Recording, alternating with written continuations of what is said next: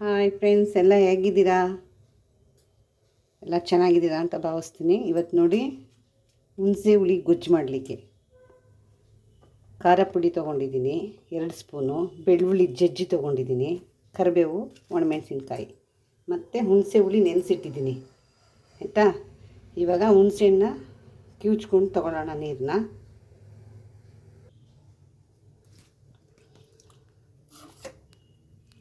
ಆಗಿನ ಕಾಲದವರೆಲ್ಲ ಏನಾದರೂ ಅಡುಗೆ ಮಾಡಬೇಕು ಅಂತಂದರೆ ಹುಣಸೆ ಹುಳಿ ಗೊಜ್ಜು ಚೆನ್ನಾಗಿರುತ್ತೆ. ಅದು ತಿನ್ನಲಿಕ್ಕೆ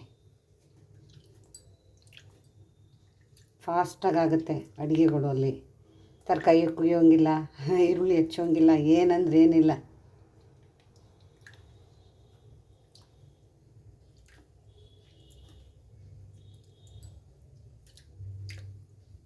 ಆಯಿತು,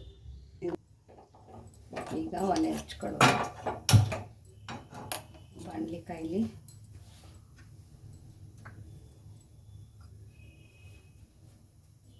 ಎಣ್ಣೆ ಹಾಕ್ಕೊಳ್ಳುವ.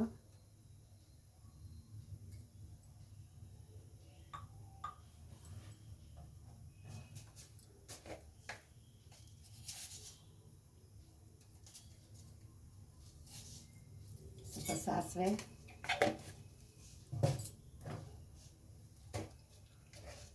ಸ್ವಲ್ಪ ಜೀರಿಗೆ,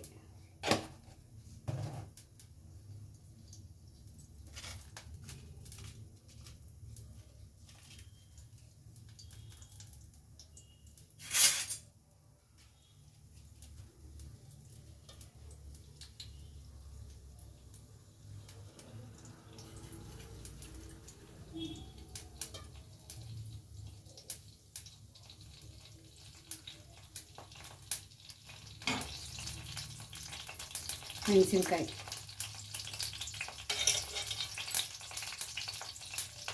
ಬೆಳ್ಳುಳ್ಳಿ. ಯಾಕೆ ಬೆಳ್ಳುಳ್ಳಿ ಚೆನ್ನಾಗಿರುತ್ತೆ, ಈ ಥರ ಜಜ್ಜಿ ಹಾಕಿದ್ರೆ ಚೆನ್ನಾಗಿರುತ್ತೆ, ಸ್ಮೆಲ್ಲು ಸೂಪರಾಗಿರುತ್ತೆ.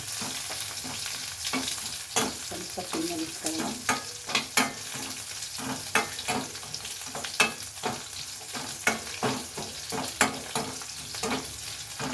ಬೆಳ್ಳುಳ್ಳಿ ಸ್ಮೆಲ್ಲು ಅಂದರೆ ಎಷ್ಟು ಚೆನ್ನಾಗಿರುತ್ತೆ ಅಂದರೆ ಅಷ್ಟು ಚೆನ್ನಾಗಿರುತ್ತೆ.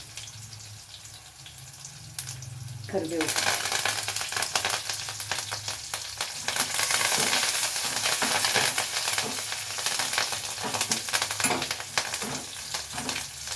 ಈ ಥರ ಹಾಕಬೇಕು.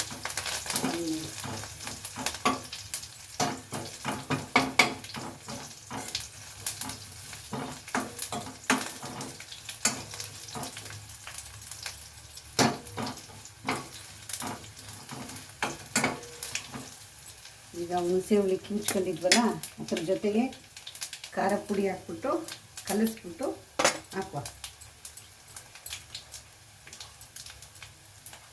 ನೋಡಿ ಹೀಗೆ.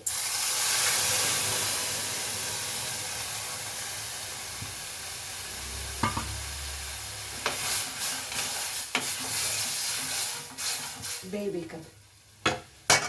ಅದಕ್ಕೆ ಸ್ವಲ್ಪ ಉಪ್ಪು, ಅದು ಬೇಯಬೇಕು.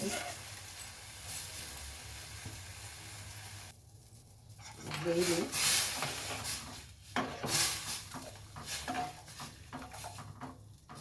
ಮುಚ್ಚಿಡುವ ಸ್ವಲ್ಪ.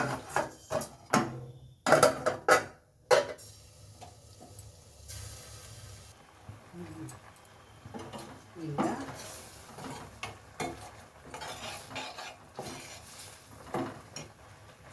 ಬೆಂದಿದೆ.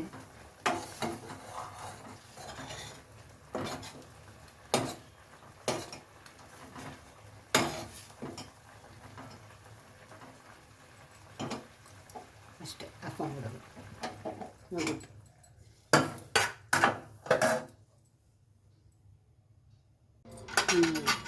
ಇವಾಗ ಬಿಸಿ ಬಿಸಿ ಅನ್ನ ಜೊತೆಗೆ ಸ್ವಲ್ಪ ಗೊಜ್ಜು.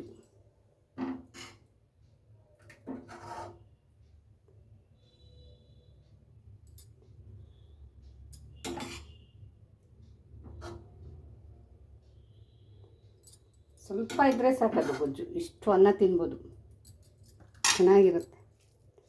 ಅನ್ನನೂ ಬಿಸಿ,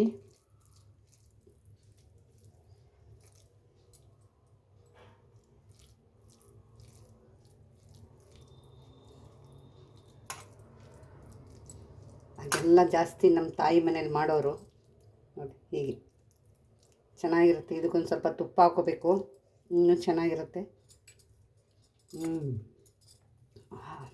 ತುಂಬ ಚೆನ್ನಾಗಿದೆ, ನೀವು ಮಾಡ್ಕೊಳ್ಳಿ. ಎಲ್ಲರಿಗೂ ಗೌರಿ ಗಣೇಶ ಹಬ್ಬದ ಶುಭಾಶಯಗಳು. ನಾನು ಬೆಳಿಗ್ಗೆನೇ ಕೆಲ್ಸಕ್ಕೆ ಹೋಗ್ಬೇಕಾಗಿತ್ತಲ್ಲ, ಅದಕ್ಕೆ ಬೇಗ ಬೇಗ ಮಾಡ್ಕೊಂಡಿದ್ದೀನಿ.